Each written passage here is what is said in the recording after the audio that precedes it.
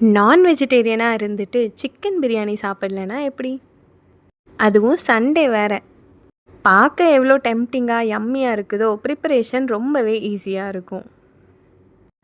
ஒரு குக்கரை ஹீட் பண்ணிவிட்டு அதில் 3 to 4 டேபிள் ஸ்பூன்ஸ் எண்ணெய் சேர்த்துட்டு அதில் பட்டை, கிராம்பு, ஏலக்காய் எல்லாம் ஆட் பண்ணி நல்லா ஃப்ரை பண்ணிவிட்டு ஒரு 3 வெங்காயம் கட் பண்ணி இந்த மாதிரி அழகாக வதக்கி எடுத்துடணும். அதுக்கப்புறம் அதில் ஜிஞ்சர் கார்லிக் பேஸ்ட், நான் ஜிஞ்சர் கார்லிக் பேஸ்ட் அரைக்கும் போதே அதில் கேஷ்யூ நட்ஸும் அரைச்சாச்சு. ஸோ அது வதங்கினோடனே கொஞ்சமாக தயிர், அதுக்கப்புறம் தக்காளி போட்டு நல்லா வதக்கிட்டு தேவையான அளவு உப்பு இப்போவே சேர்த்துக்கணும். இந்த லீஃபை ரம்பை இலைன்னு சொல்லுவாங்க. இதையும் கட் பண்ணி கொத்தமல்லி, புதினா இது கூட சேர்த்து நல்லா வதக்கியாச்சு.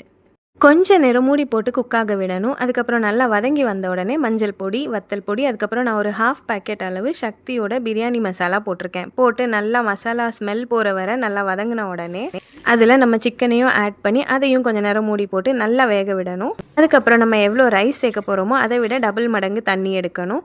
தண்ணி அதை விட கொஞ்சம் கம்மியாக இருந்தாலும் குட். இந்த ஸ்டேஜில் உப்பு செக் பண்ணிவிட்டு தண்ணி நல்லா கொதித்த உடனே அதில் நம்ம அரிசியெல்லாம் சேர்த்துட்டு மூடி வச்சிடணும். பிரியாணி சூப்பராக ரெடி ஆயிடுச்சு. அதுக்கு மேலே கொஞ்சம் கொத்தமல்லி, புதினாவும் தூவிட்டு சுட சுட சர்வ் பண்ணலாம்.